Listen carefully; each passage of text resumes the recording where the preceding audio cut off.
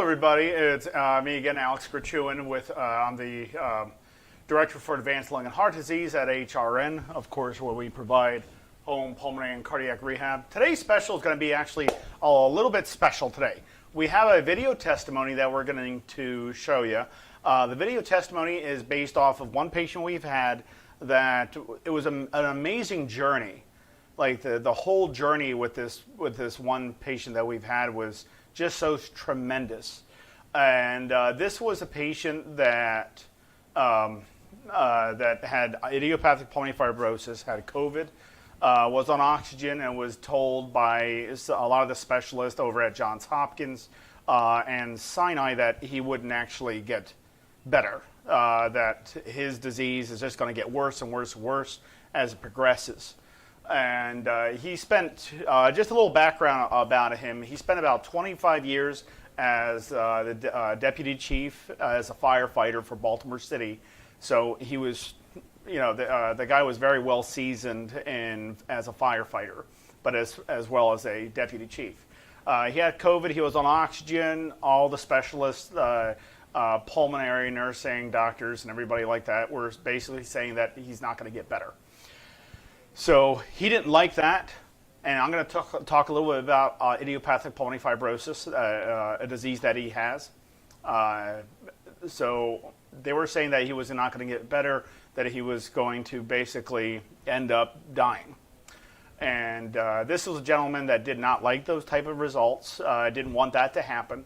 And it was him and his wife, but his wife got better, but he didn't. He started declining. So he reached out to us. John, was that right? Did he reach out to us, or was his wife that reached out to us? I believe it was either him or his doctor. It was him or his doctor. I think it was recommended by his doctor. So it was recommended by his doctor to go into HRN. So for those that do not know about the Home Rehab Network, it's a virtual program. So you do the therapy with the clinicians, but it's live. Meaning, like if I'm sitting in a room with you, and that's face-to-face, where I'm sitting in a room, I'm physically present, right? I can see you, you can hear, you can see me, I can hear you, you can hear me.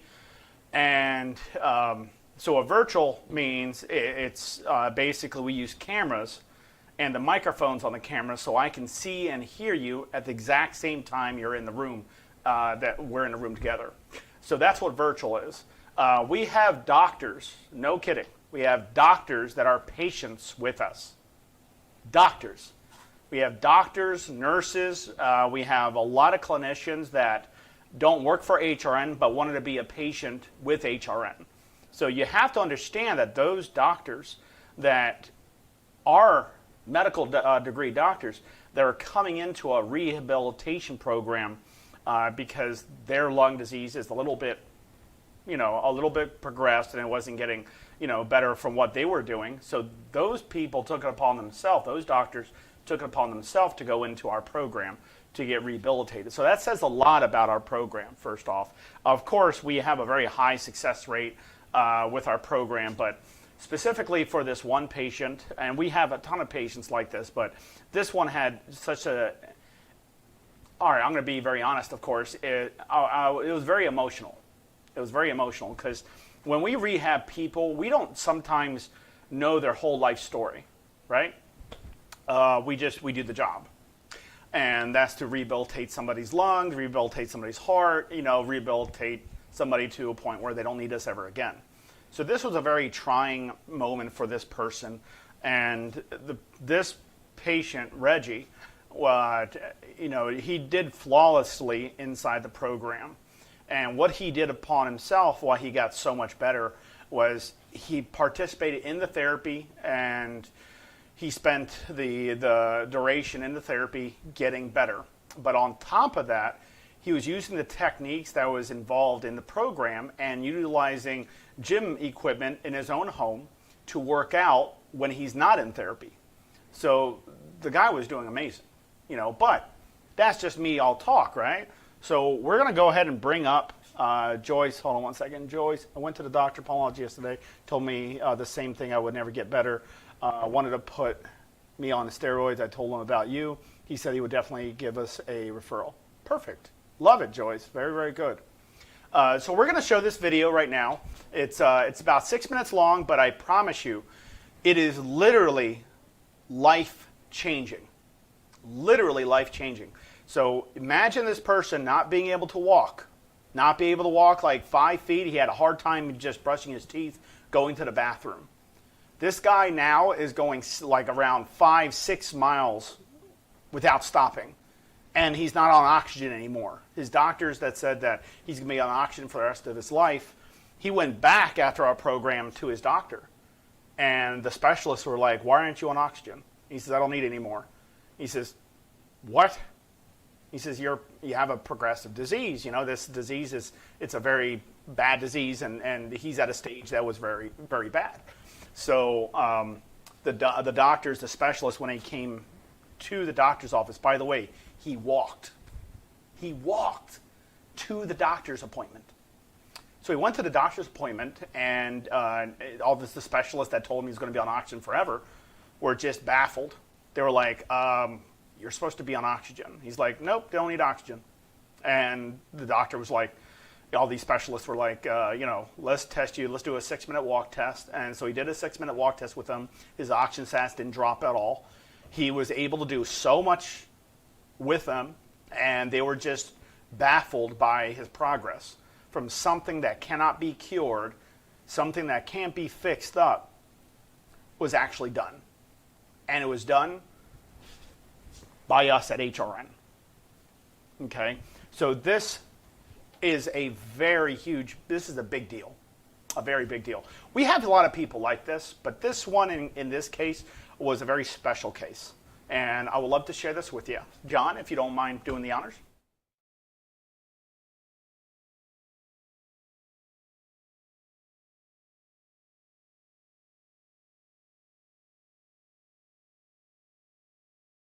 Chief of Baltimore City Fire Department.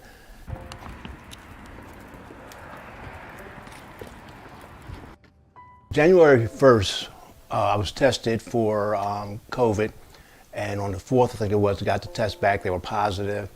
I had started feeling bad. My wife was feeling bad. We were both tested on the same day. She started to recover.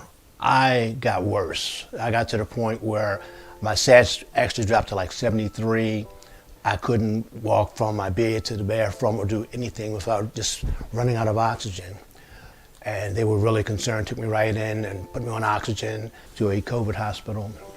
And I was there 10 days from January 9th to the 19th. And my condition was pretty bad when I got there. They were really concerned.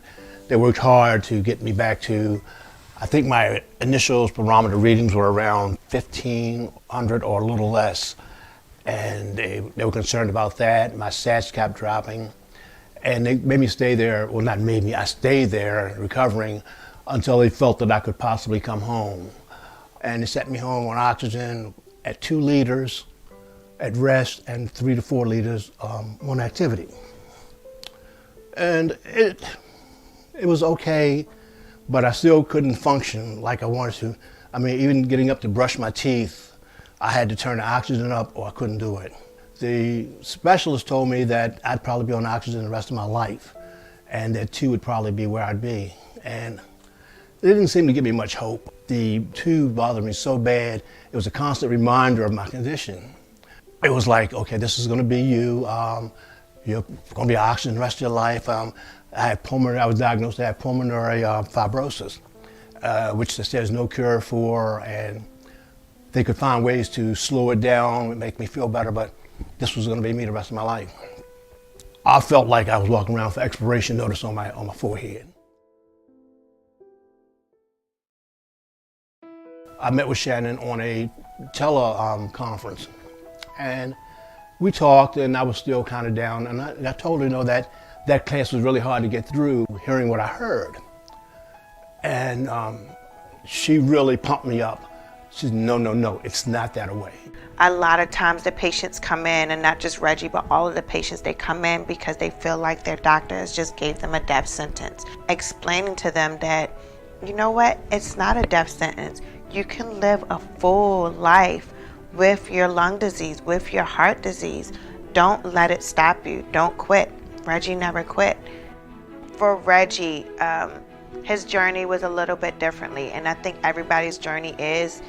This journey with HRN, and I use journey, I mean that literally, not just figuratively, literally your journey. It's what you make it. And because we told him it was a reality, it was actual, it was attainable, your goals are always attainable, he worked hard to achieve them. Each week we would build up to another level, and we'd try a little bit more, and we would test our spirometer readings, and they were starting to improve. And I was, at this point, probably in the 2000 range. We had a class about how to come up and down the steps, and one step at a time, and when to breathe in and when to breathe out. And I started utilizing that to come down the steps.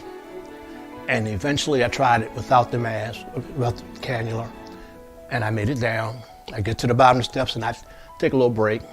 And I told Shannon one day we were doing the class, I said, I'm gonna try to exercise without the oxygen. She kind of looked at me funny and said, go ahead and give it a shot. And I made it through. From that point on, I started doing everything without the oxygen. I started to get my life back, and I felt great. And right now, today, I'm not back where I was. I'm older, I don't think I would go back to running track or anything, but there's not a lot that I can't do, and especially if I pace myself. He put in the work, not just the 3 days a week that he came into HRN, but 7 days a week. That's something that we push on our patients every single day. It's a lifestyle. Contrary to what they told me, I'm not on any oxygen. I had them pick up the bottles of oxygen, I think it was in July. And the pulmonary specialist, when I walked in there without my bottle and met, they were, whoa. And they tested me, they gave me a 6-minute walk test, and the readings were fine. And from that point on, it's been almost back to normal. It's been a lot of changes and challenges in my life, but I'm getting through them. If you're not an HRN, get an HRN, get therapy, and have faith. Believe that you can get better. It's not going to happen overnight, and everybody's different, but you will improve. And you got to try and you got to believe. And that's anything in life. If you don't believe you can do it, you're not going to be able to do it. If you listen to people on the outside tell you you can't do it, then you'll stay where you are. Fortunately, everybody around me told me I could. The HRN program told me I could and showed me that I could. And as I got stronger and better, like I say, right now, I just think about where I was this time last year and where I am today, and I just can't believe it.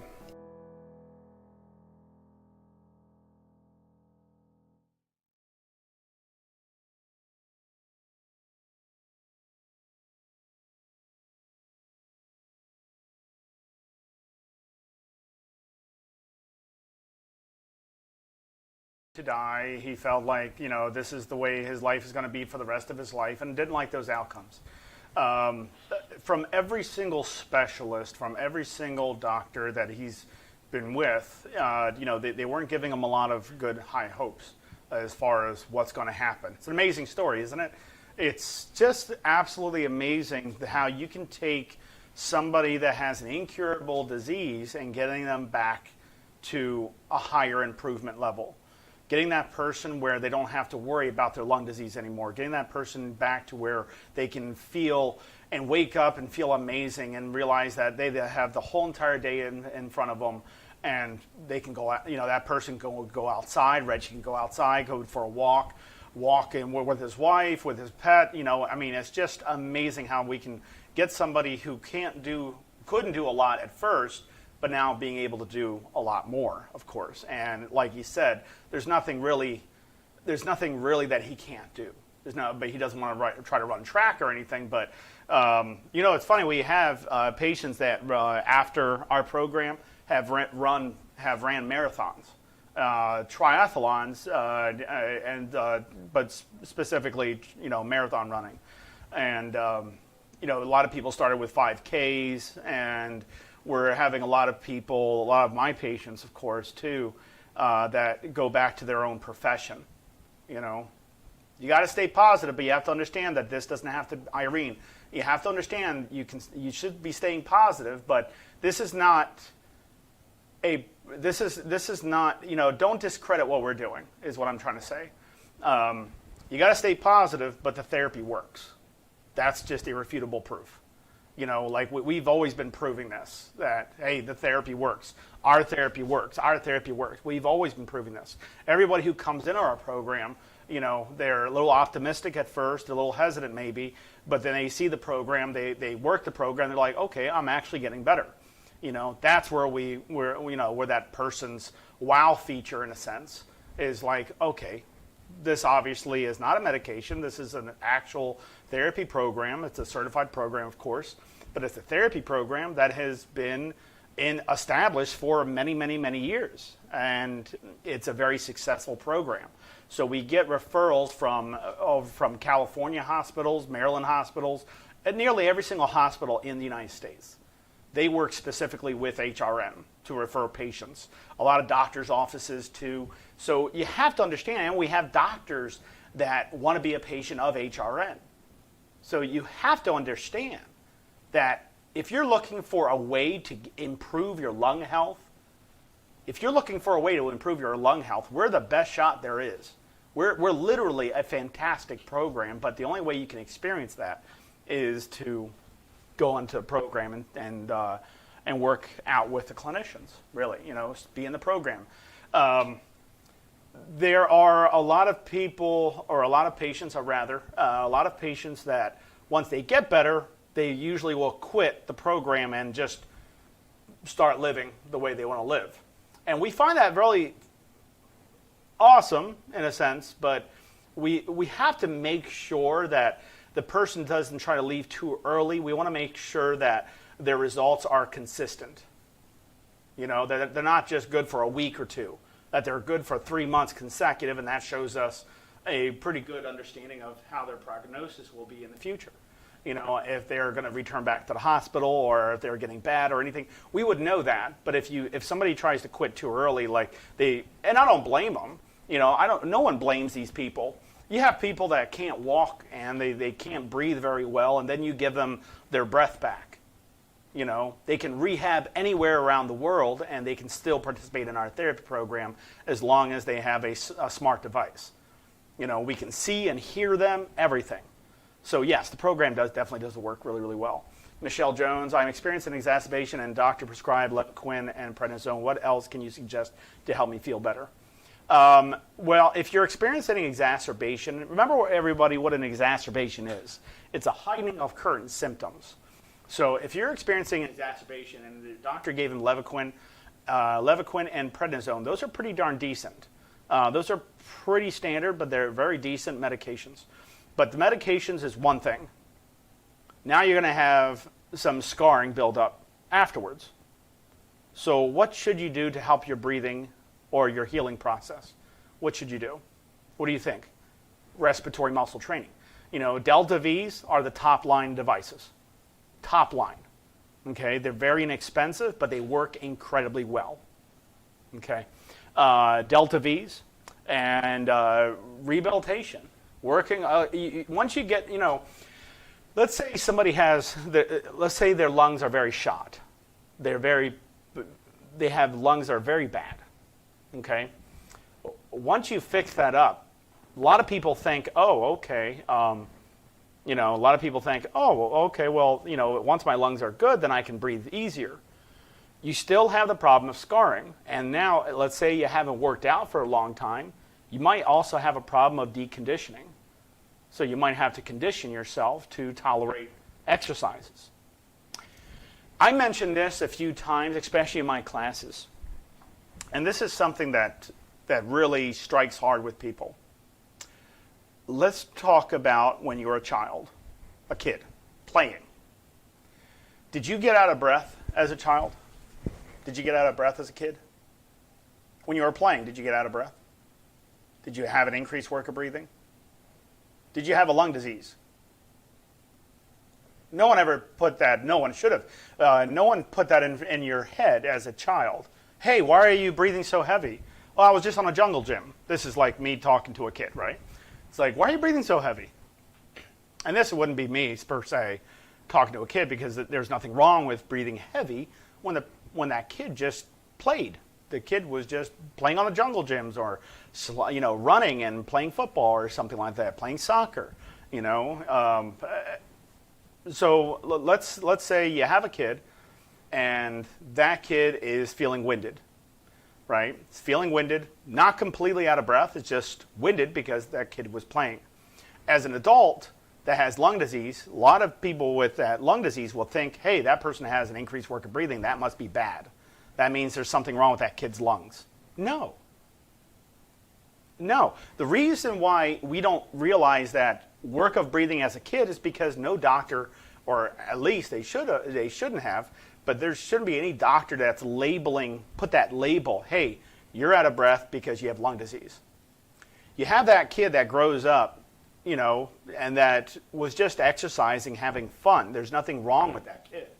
But you have that kid that grows up, and that kid grows up, and then they approach a doctor, for a checkup. And the doctor asks, hey, have you smoked? And he's like, okay, well, you have COPD now. He's like, I do? He's like, yeah. And your symptoms are going to be increased work of breathing, deconditioning, increased work of breathing. There will be some depression, of course. I'll put you on this, and this, and this. That label, every time a person, an adult, even an older kid, but let's just take an adult.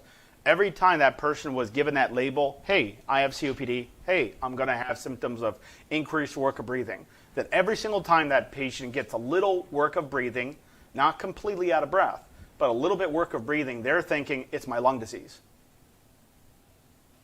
Who said it was anything wrong with having increased work of breathing when you're having fun, walking, playing tennis and things like that? That doesn't mean something's wrong with you. You're telling me a child that gets winded or needs an albuterol treatment?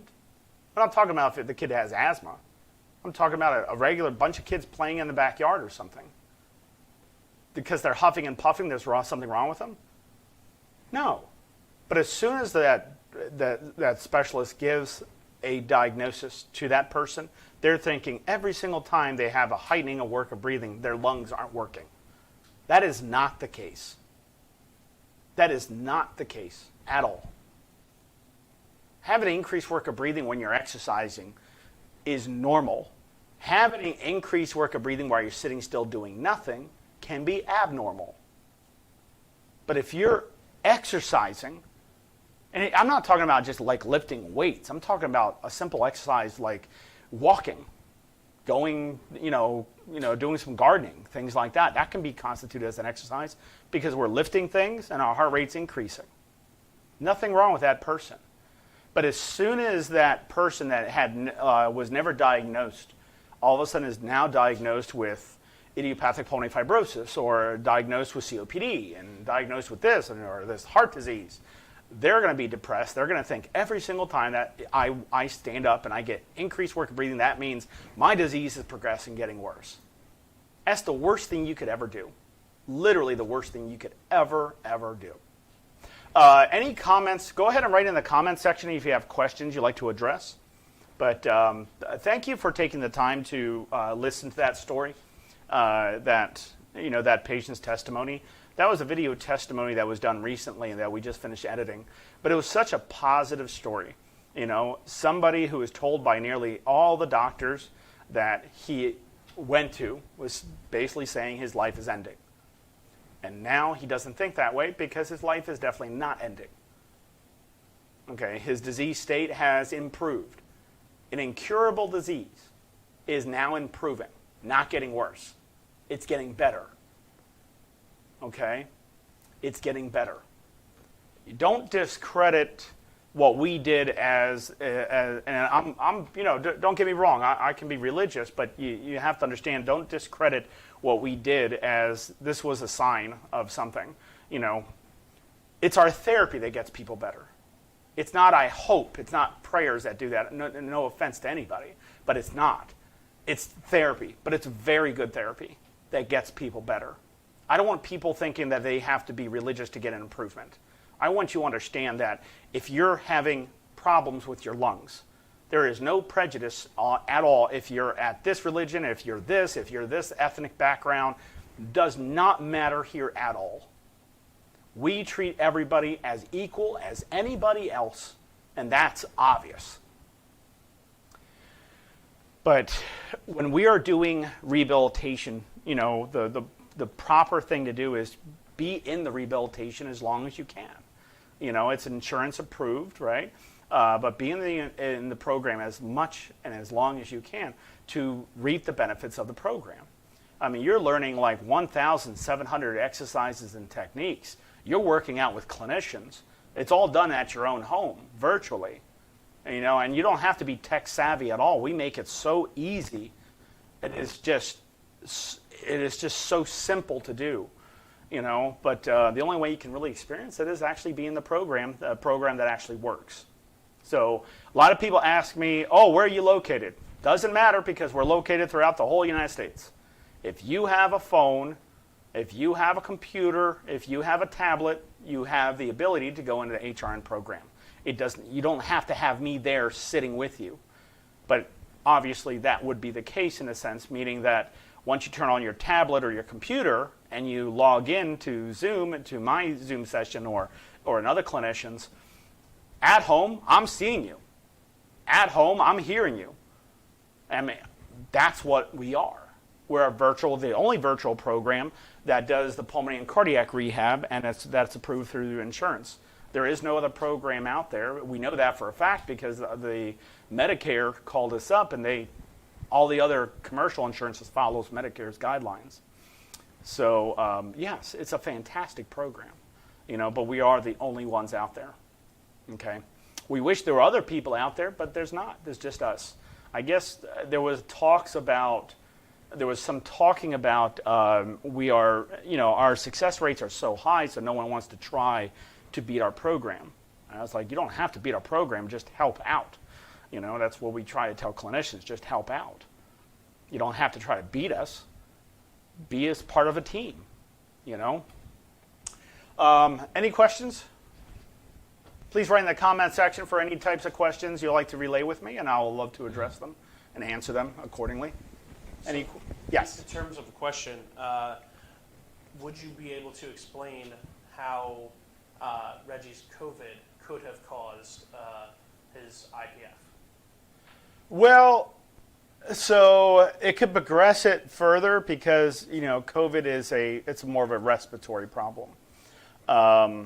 So if he had a diagnosis of IPF or pulmonary fibrosis before, which in his case would be IPF, if he had a problem there before COVID and then got COVID, it probably made it a lot worse. So I don't want to necessarily say because there's not a lot of studies on this yet. So I don't want to give a bad answer. But can COVID cause pulmonary fibrosis? It will cause a lot of scarring, sure. It can lead to that.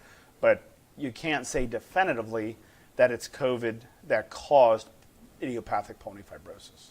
You know, pulmonary fibrosis is just the lungs are becoming dense, you know, more stiffer, more solidified because of all the scarring and everything like that. And with idiopathic pulmonary fibrosis, the DLCO, which is we do like a nitrogen washout.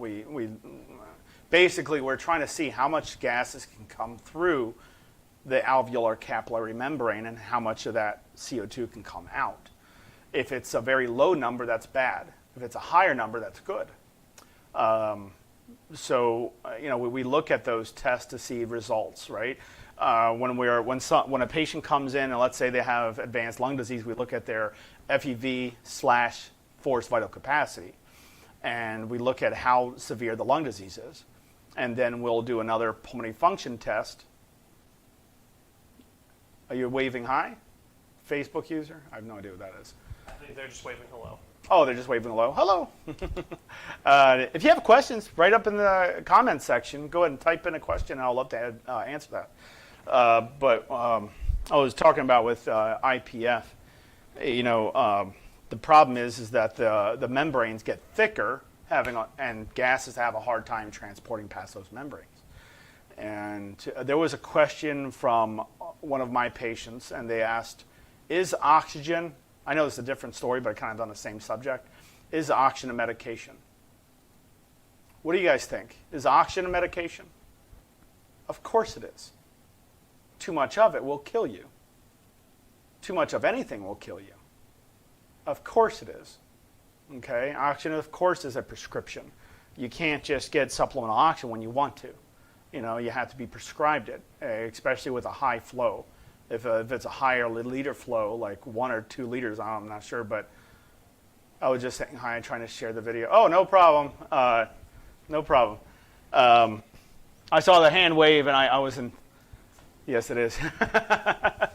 Yeah, but with IPF, yes. It doesn't matter how advanced.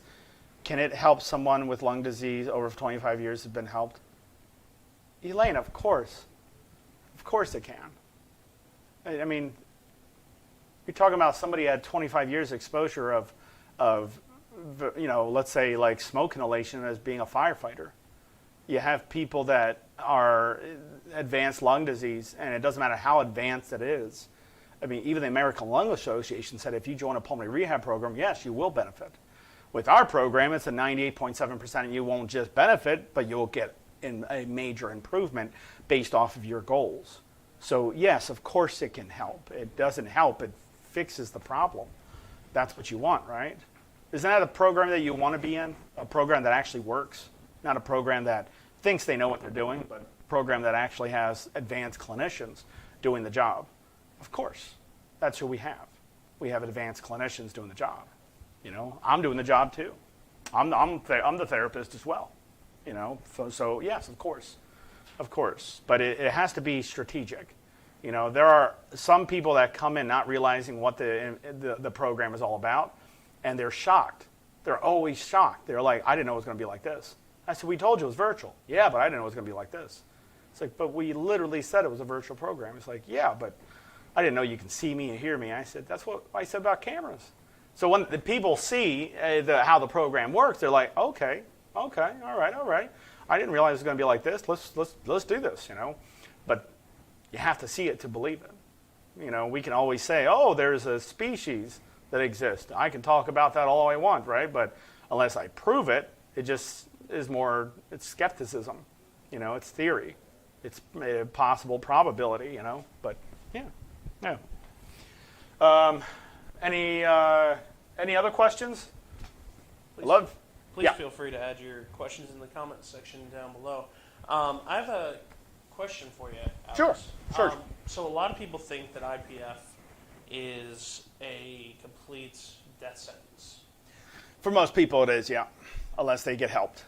So would you say that with the help of pulmonary rehab that you can overcome IPF? We can't say, like, you say pulmonary rehab. The national average success rate on pulmonary rehab is 11.6% successful, while we're at 98. So going to any pulmonary rehab probably won't do the justice you want. But going to a good pulmonary rehab that has a higher success rate, like us, HRN has the highest in the world. That's not a joke. We are the highest in success rates. You know, compliance ratings, success rates. We have, like I mentioned before, we have doctors coming in trying to join the program because they want to get their lung disease to a better situation to do more. You know, we have nurses, doctors, respiratory therapists that actually participate in the program. So going to any pulmonary rehab probably won't do justice. Going to a good pulmonary rehab will do justice, of course. Will help you quite a bit. But I don't want to say that we cure, because we don't do that. Even though we can get somebody's lung functions back up to a normal, it doesn't mean we cure them. We just kind of fix the problem. And then the doctor that diagnosed that person said it was a false diagnosis. That's what they say. Oh, that person didn't have COPD because COPD can't be reversed. But for some odd reason, we're doing it to every single person. Oh, then that person didn't have COPD. It's like, really? There is a caring feeling that you get to no one else. Also, you develop a camaraderie with the other patients in your class. A great therapist and fun class to make. Oh, thank you, Debbie. Thank you very much. Yeah, absolutely. The program it works very, very well, but you have to be in the program to reap its benefits. We are coming out with the Mind You Lungs is being reworked to where it's a lot easier to utilize and much more organized. But we're also coming out with MyNewHeart.com, which is for cardiac rehabilitation. So remember, HRN is a telemedicine company. So it's telemedicine or telehealth. It's the same thing. Telemedicine, telehealth, same thing. So that's what HRN does. Mind You Lungs is a pre-recorded program that you take the classes and you do the exercise with the classes with the clinicians that are showing you. But it's an online class. As the Mind You Heart is also going to be a self-paced program for cardiac rehabilitation. So just keep on a lookout for that. Don't forget to follow us on Twitter, Instagram, Facebook, and YouTube. And if anybody else has a question, please write in the comment sections. And by the way, if you stay tuned, soon this whole studio is going to look a little different. We're not going to have the bricks and stuff. We're going to have a nice little studio that almost looks like a news station. But yeah, so we're all growing. We're all growing, it looks like. Anyways, that's all the time I have. If no one else has any questions, I will leave. I'll give an extra minute, just an extra minute for anybody that has a question or comment or statement, anything they want to do. Just you can say hi or something.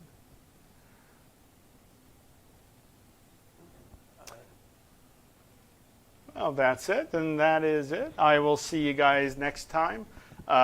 Thursday, I don't. By the way, Thursday we won't have our online feed. I mean our Live stream. Live stream. Thank you. We won't have our live stream on Thursday as Friday is a holiday, so we won't have therapy on Friday. But yeah, but everything resumes back to normal next week. Anyways, that is it, everybody. I will see you guys later on. Thank you. Bye-bye.